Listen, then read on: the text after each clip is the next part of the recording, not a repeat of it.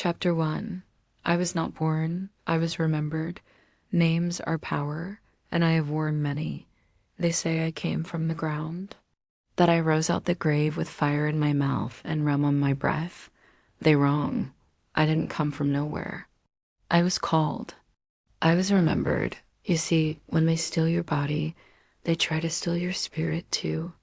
When they bury your name, they hope it stays buried. But names don't die. Not when they're spoken with fire, long before you knew me as Maman Brigitte. I was the hush in a dying woman's breath, the crackle in the candle lit by a child who didn't understand grief, but lit it anyway. I was the one standing beside the girl they tried to disappear, the breath behind the scream that got heard. I was justice before the word had a flag. I was there when the first stone marked the first grave of the first slave. When they tossed bodies like broken tools, I kept count. I held their names, I held their souls, and I swore, you will not be forgotten, you will not go unanswered. So no, I was not born. I was made by pain, by memory, by need. You think spirits, like me, just float in the air? Nah, we sit heavy on history. We ride the back of truth until it buckles. And then we burn. They call me Loa, but I ain't here for titles. I'm here for justice. I'm the rum-soaked tongue of the storm. I'm the cackle from the tomb when you thought you were alone. I'm the last voice you hear when you lie to the dead. I walk barefoot through the cemetery because this is my house. I don't fear death. I run it. Death don't scare me. Dishonor does. That's what I protect. The forgotten, the righteous. The ones nobody cried for. You want to learn from me? Then say the names. Light the candle. Pour the rum dot and listen. Chapter 2. The fire is the first law. If you ain't ready to burn, you ain't ready to be born again. People fear fire because it don't ask questions. Fire don't wait for permission. It shows up loud and hungry and turns lies to smoke. But fire's not just destruction. It's revelation. You ever sit with a candle and stare into the flame? If you stare long enough, it stares back. It shows you what's under your skin, under your pretty prayers and broken promises. It shows you what you really are. I am that. Fire, not the soft kind that warms a room. I'm the kind that clears a forest. I don't come to comfort, I come to cleanse. You come to me with a dirty heart, you better be ready to sweat truth. You come to me asking for power, you better be ready to burn for it. That's the first law. Fire reveals, fire purifies, fire punishes. Let me teach you something. When a soul is full of rot, shame, lies, fear, it drips like old wax. Can't hold a flame, can't carry light. So I burn it out. Don't flinch. You prayed for justice, didn't you? You lit that candle at midnight and whispered my name, thinking I wouldn't show. I always show. But I come as fire, not to destroy you, child. To burn off what you don't need. To cauterize your wounds. To baptize you in the flame so you can walk like someone who knows her power. That walked beside women who swallowed pain like it was their duty. I watched them turn that pain into fire and light the way for others. That's holy. That's mine. You want to work with me? Then learn this first lesson, teaching of the flame, ritual of truth you need, a black candle, a shot of dark rum, a piece of paper, a pen fireproof bowl. Step 1. Write the truth you've been hiding, not the pretty version. The truth that tastes like blood and burns your throat when you try to say it. Step 2. Place it in the bowl. Pour a few drops of rum on the paper. Step 3. Light the candle. Hold the flame over the paper and say, Maman Brigitte, mother of fire and justice, burn what is false, leave only the bone of what is real. Let your flame reveal what I fear to face. Step 4. Burn the paper. Watch it until it's ash. Don't look away. That's your old skin burning. When it's done, say, I am not afraid of truth. I carry the fire now. Cleanse your hands with salt water. Pour the rest of the rum on the earth or at the foot of a grave. Say thank you and walk different. After that, fire don't lie. Neither do I. Chapter 3. I walk where others run from. Don't you know? The graveyard ain't a place of fear. It's where the truth lives without shame. They fear the dead because they fear being forgotten. They fear the grave because they think it's the end. It ain't. The grave is just the beginning of clarity, of reckoning, of peace. But peace don't come easy. You gotta earn it. You gotta face it. That's why I live where the dead sleep. Not because I love silence, but because in silence, nothing can lie. You walk into my cemetery, you walk into truth. The kind that don't dress itself up pretty. The kind that don't care what church you go to or who you pretend to be. The tomb don't care about titles. The bones don't care if you cried at the funeral. The dead see you for who you are. And I do too. I walk where others run from because I don't fear the dark. Hell, I am the dark. The kind of dark that holds you tight until you learn how to breathe again. When you call on me, you better know I'm already walking beside you. Especially when your hands are shaking and your voice is cracking. Especially when you're standing over a grave with something you didn't get to say. I'm there. Speak, I whisper. The dead are listening. They always were. You want to work with me? Then go where others won't.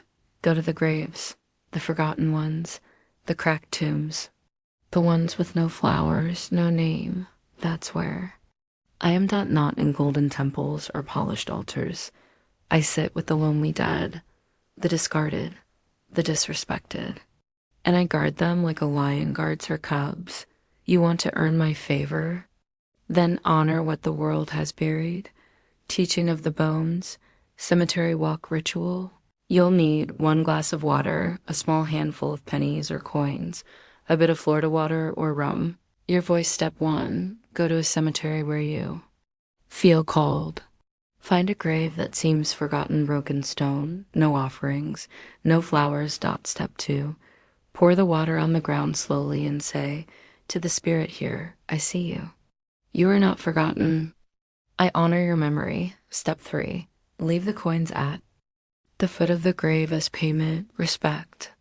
Splash a few drops of Florida water or rum as an offering. Step 4, speak, whisper your truth, your pain, your guilt, your grief. The dead will hear you. I will too. And when you walk away, walk different, like someone who knows they've been seen by the dead and blessed. You want to walk in power? Walk through the places others call cursed. That's where the sacred lives. Chapter 4. Justice ain't always pretty. You want clean justice? Then go pray to a courtroom. You want real justice? Come find me with your hands dirty and your soul honest. Justice. People love the word. They stitch it into flags, paint it on protest signs, chant it like a spell. But let me tell you something, baby. Justice don't come clean. It ain't polite. It don't knock before it enters. And it damn sure don't ask for permission. Justice, my kind of justice, is old. Older than your laws. Older than your gods. It walks barefoot, carrying a torch in one hand and a blade in the other.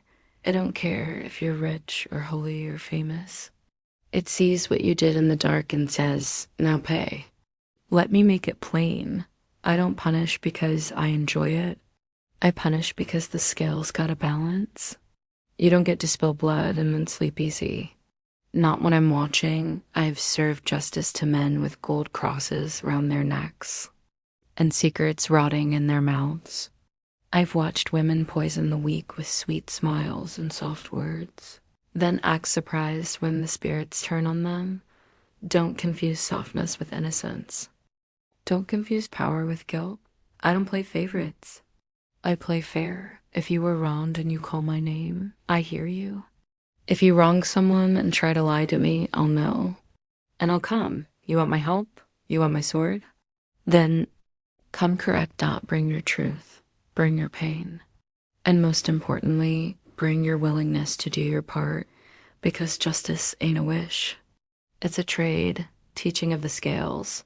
Petition for justice, use this only when truth is on your side. Maman Brigitte does not take kindly to liars or manipulators. You'll need a black candle, a white candle, a small dish of rum, a square of paper, red pen or ink, a scale, real or symbolic, a rock on each side of a dish will do. Step 1, write down the wrong that was done. Be specific, be real. No exaggeration. Write the name of the person, the action, and how it harmed you. Step 2, light the black candle for pain, the white one for truth. Place them on either side of the scale. 3, hold the paper to your chest and speak. Maman Brigitte, flame of justice, keeper of graves, I come not in vengeance, but in truth. See what was done, weigh it on your scale, balance it or burn it. I trust your hand more than any judge. Step 4, set the paper between the candles. Pour the rum slowly on the ground or at a crossroads as payment. Then wait, watch, justice moves. In shadows, but she moves. Don't ask for justice unless you're ready to see what it really looks like. Sometimes it cries. Sometimes it screams, but it always answers. Chapter 5, the forgotten are mine.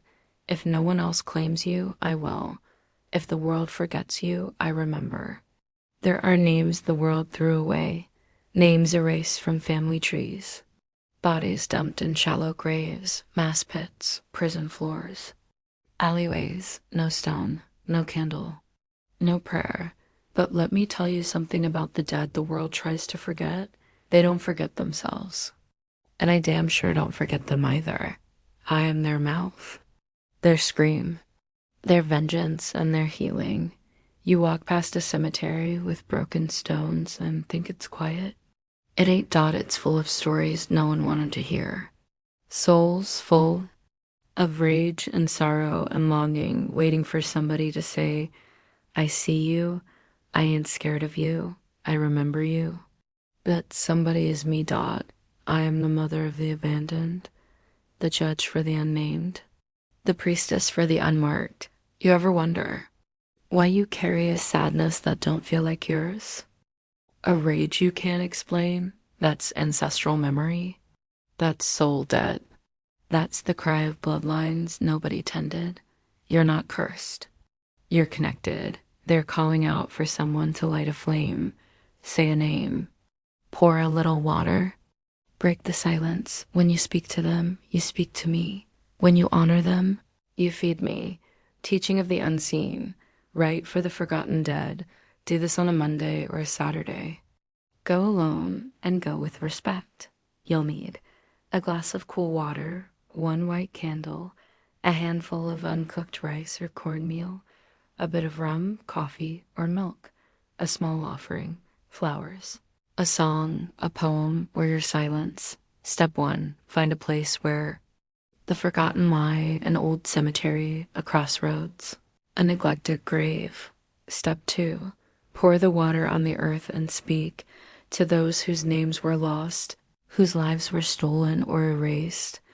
I see you now. I call you forward in love and light. You are not forgotten. You are not alone. Step 3, light the white candle. Sprinkle the rice or cornmeal in a circle or path as an offering of nourishment. Step 4, pour the drink slowly. Whatever you brought, offer it, then stand in silence. Just listen. You might hear something. You might feel a wind, a warmth, a whisper. Don't run, that's them. Let's me Dot when you leave, walk backward 3 steps, then turn away. Don't look back, leave knowing you honored something sacred. Every forgotten soul you lift lifts you too. That's the secret the world don't teach. The forgotten are my children. And now, if you choose, they can be yours too. Chapter 6, the mirror of the soul, you empower. Then stand naked in front of your shadow and don't flinch. Let me ask you something. When was the last time you told the truth about yourself? Not to the world, but to you. No mask. No excuse. No pretty language. Just truth, bare as bone. Most people run from that mirror. They'd rather pray for power than sit with their own rot. But here's what nobody tells you. You can't carry light until you've kissed your darkness. That's why I hold the mirror. Not the kind that shows your face, the kind that shows your soul. I've watched queens flinch at their reflection, watched murderers sob over their mothers' names, watched healers realize they were really just hiding from their own wounds. Don't get me wrong, I ain't here to shame you. Shame is a chain. I come to break that dot, but before I give you the blade, you gotta see what you've been carrying. What you buried inside yourself. What you blamed on everyone else. I've stood at the foot of graves where people laid bodies they didn't kill, but damn sure helped bury with silence, with jealousy, with pride. Don't talk to me about being pure. Talk to me about being honest, Dot, because that's the real altar. Not the candles. Not the rum, Dot. The real altar is the part of yourself you ain't looked at in years. I'll take you there, if you let me. Teaching of the shadow. Soul mirror ritual, do this in solitude. Midnight is best. You'll need a black mirror or regular mirror covered in black cloth. A single candle, any color, but let it burn steady. A bowl of cool water, a pen and paper, silent step 1. Light the candle. Place the mirror in front of you. Sit close enough to see your eyes, but don't look yet. Step 2. Speak aloud. Maman Brigitte, guardian of the veil, I ask to see what I've hidden from others and from myself. Bring it forward. I am ready. Step 3. Now look into the mirror. Not your face, your eyes. Watch. Wait. Don't turn away. Whatever rises, memories, emotions, guilt, fear, let it come. Write it all down. Don't judge it. Step 4. When you're finished, dip your fingers in the water and anoint your forehead. Say, I claim what I am. I bless what I've been. I choose what I will become. Let the candle burn down. Bury or burn the paper under moonlight. Your shadow ain't your enemy, it's your proof you're still here. You want real power? Then stop hiding from the parts of you that bleed, that ache, that rage. Bring them to the flame. I'll help you forge them into strength. Chapter 7, Shadow Work. Everybody want light work till the shadows start talking. You say you want to heal? Good. Let's see if you bleed honestly. Let me tell you a secret most healers won't. Healing hurts. It breaks you open. Before it binds you back, it strips you down to the nerve. It don't come with soft music and crystals laid cute across your chest. It comes with memory, with truth, with the kind of fire that don't leave a mark on your skin, but scars your soul awake. I've watched people cry in front of me thinking that's the work. Nah, baby. The tears are just the door. The work is what comes after. When you look your jealousy in the face and ask it what it's trying to protect. When you admit your anger isn't just rage, it's grief with armor. When you stop blaming mama and daddy for all of it and start talking to that child inside you like she deserves to be loved. Shadow work ain't about fixing yourself. It's about facing yourself. All of it. You want to walk with me? Then come with your pain in one hand and your willingness in the other. Because I don't carry cowards, I carry survivors. I carry the broken who chose to build altars with their wounds. There is no spell stronger than someone who knows their own darkness and ain't afraid to use it as medicine. Teaching of the wound, transforming pain into protection. This is a ritual for those ready to turn pain into power, not erase it, but make it sacred. You'll need one small mirror, a black or red candle, a strip of cloth, black preferred, a needle or pin for symbolism, not blood, pen and paper. Step 1, sit in darkness with only the candle lit. Hold the mirror. Look into your own eyes. Step 2, Think of the pain that shaped you, the wound that still whispers when you're tired. Write it down on the paper. What happened, how it made you feel, and what it taught you to be honest. Be brutal. Be free. Step 3. Take the needle. Gently press it into the paper, not to bleed, but to mark. Say, this pain has cut me, but it will not rule me.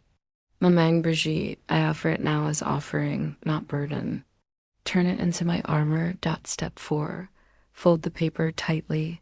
Wrap it in the cloth. Tie it with thread, string, or hair. This is now a charm of survival. Keep it on your altar, in your bag, or bury it under your bed.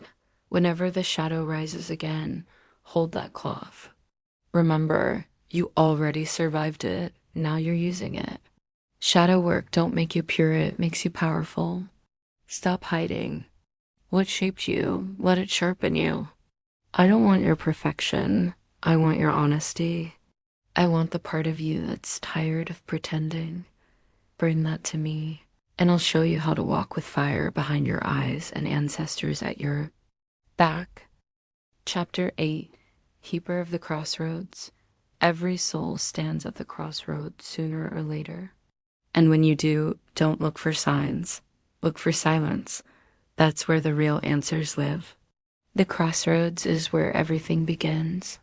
And where everything must be chosen. I don't mean the kind of crossroads you pass on your way to work. I mean the one inside your spirit, where your old life and your real self stare each other down. You'll feel it in your bones before you know it in your mind. 1 foot in who you've been, 1 foot in who you're called to become. And now, map. That's when I show up, not to push you, not to drag you, just to watch, because this part, this choice, it's yours. People love to romanticize the spiritual path. But let me tell you the truth, it costs. It will strip you of your comfort, your excuses, your pride. And if you're lucky, your fear too. You want to serve the spirits? Then learn to serve your truth first.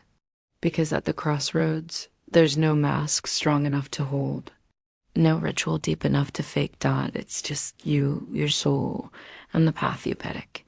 And I'm watching, not judging, just waiting to see what you really believe in when there's nothing left to lose but yourself. Teaching of the choice.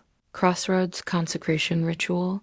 This ritual is done when you feel change rising in your life, when something must be released and something new must be claimed. You'll need a crossroads, can be spiritual or literal, forest path, street, four-way fork in life, 2 small objects, 1 representing what you're letting go, 1 for what you're claiming, a candle or match, a small offering, coin, food, rum, or a spoken vow. Step 1. Go to the crossroads before sunrise or after midnight. Stand silent, breathe, don't rush. Step 2. Hold the object you're releasing. Speak. This has walked with me long enough. I honor what it taught me, but I do not carry it forward. I leave it here in the care of the dead and the road. Place it on the ground. Step away. Step 3. Now hold the object you claim. Speak. I choose this path. I walk it with full heart and open hands. Maman Brigitte, witness me. Ancestors, walk beside me. This is my step forward. Place it at your heart, then keep it with you. For 7 days. Let it sleep beside your bed or on your altar. Step 4. Leave your offering. Rum, a prayer, a handful of dirt, a single tear, anything honest. Then walk. Do not look back. The crossroads don't test your power. They test your truth. Step wrong and you'll walk in circles. Step right and the whole world bends with you. This is where many turn back. They get to the edge and fear the fall. But you kept walking. I see you. And so do the ones who came before you. The road ahead is yours now. Chapter 9. The dead talk. You just don't listen. You think the dead stay quiet just because they stop breathing? Baby, the dead never shut up. You just stop listening. Y'all live loud. too loud to hear the whispers, too full of noise, pride, and distraction to feel the hush that comes before a spirit speaks. You scroll, shout, talk to gods with one eye on your phone. Then you say you don't hear nothing. That's not silence. That's avoidance. The dead are always talking, not just in dreams, not just through mediums and rituals, but in patterns and pauses, and sudden chills and flickering lights, in the way your grandmama's recipe still heals something inside you, in the voice that tells you, don't go there, and you go anyway. They don't want worship. They want acknowledgement. Most of them ain't asking for altars stacked high with offerings. They just want to be remembered. Say their name, light a flame, tell the truth they never got to speak. That's more powerful than any ritual you'll find in a dusty old book. You keep asking for blessings. But have you ever asked the dead what they need? Because here's the truth. When you listen to them, they start fighting for you. Not out of guilt, not out of fear, but because you became the living voice they never had, teaching of the silence. How to hear the dead. This is not a seance. This is a communion, a returning to the ancient way, listening with your whole being. You'll need a quiet room, no electronics, no lights but a candle, a glass of water, one white candle, a notebook or a journal, an open heart. Step 1. Place the water and the candle on a flat surface. Sit facing them. Take 7 slow breaths. Still your body. Step 2. Say aloud, to those whose blood runs through mine, to those whose names I know and those I do not, I open the space to hear you. Speak and I will listen. Step 3. Sit in silence. No expectations, no fear. You may feel warmth, chills, emotion, or nothing at all. That's fine. Trust what comes. Step 4. Write down anything, images, words, feelings, sudden thoughts. Don't judge. Don't analyze. Just record. Step 5. When you're done, say, thank you for your presence. Thank you for your memory. I carry your story with. Honor. Blow out the candle. Drink a sip of the water. Pour the rest into the earth. Repeat once a week. You'll hear more than you expect. If you listen long enough, the dead will teach you how to live. Not just survive, live with meaning, fire, and purpose. Stop ignoring the whispers. They're not haunting you. They're guiding you. And when you truly start listening, you won't just hear the dead. You'll finally hear yourself. Chapter 10. The crossroads is where you choose. At the crossroads, no one walks for you. You stand alone. And that's exactly how it's meant to be. They tell you that life is a series of paths that you can choose, pick and choose, sidestep, or turn away. They lie. Life don't give you endless paths. It gives you the one that's waiting for you, the one you've been walking toward all along. Whether you saw it or not, that's the crossroads. The moment where everything aligns not the way you wanted it to, but the way it was meant to. You stand there, alone, at the edge of everything you've ever feared. And the only thing left is choice. That's where I live, not in the past. Not in the future, but in now. The crossroads is not a place, it's a moment. It's when the past and the future collapse into the present, and everything you've been carrying asks, what will you do with it? I don't choose for you. I don't pick your path. But I'm here to make sure you know the weight of your steps. At the crossroads, you have a choice to be reborn or to stay asleep, to carry your truths like a torch or bury them back in the grave, to claim your power or surrender it again to fear. Don't think this moment is rare. You're standing at a crossroads every day. Every decision you make is a step toward one destiny or away from another. But here's the real question you'll face. Will you choose to walk the path you were born for? And if you do, you'll have to burn the world you thought you knew. You'll have to shed your old skin and accept the fire I've been holding for you. If you want my power, my truth, then you must choose to burn. and then you must rise. Teaching of the fire, final initiation ritual you'll need. A piece of paper, a black candle, a red candle, a safe space to burn, bowl, fireproof dish. Your voice, step one. Write on the paper what you are ready to release. Not the easy things. The things that hurt too much to face. The things you've been holding on to out of fear, guilt, or habit. Step two, light the black candle. This represents your old self, your old ways. Light the red candle. This represents the fire of transformation, the new you. Step three, say aloud. Maman Brigitte, I stand at the crossroads. I choose to burn away what no longer serves me. I choose the fire of transformation to rise as the soul I am meant to be. I burn my fear, I burn my doubt. I burn my chains. Step four. Now burn the paper. Watch it turn to ash. As it burns, feel yourself shedding. Feel the fire changing you. Step five. When the paper is ash, extinguish the red candle. But leave the black. Candle burning. This represents the shadow of transformation, the last remnants of your old self. You will rise from this fire. You are no longer what you were. You are no longer what they told you to be. You are what you choose to become. The crossroads doesn't have to be a place of fear. It can be a place of power, a place where you remember who you are, a place where you choose to walk in your own fire. Now you've been through the fire with me. You've burned what was not yours. You've heard the dead. You've faced your darkness. And when you stand at the crossroads, ready to choose your next step, you'll know that I am always with you, watching, waiting to see if you'll take that step into your power. This is your path now, your flame, your truth. May the crossroads lead you to the life you've always been destined. F.O.R.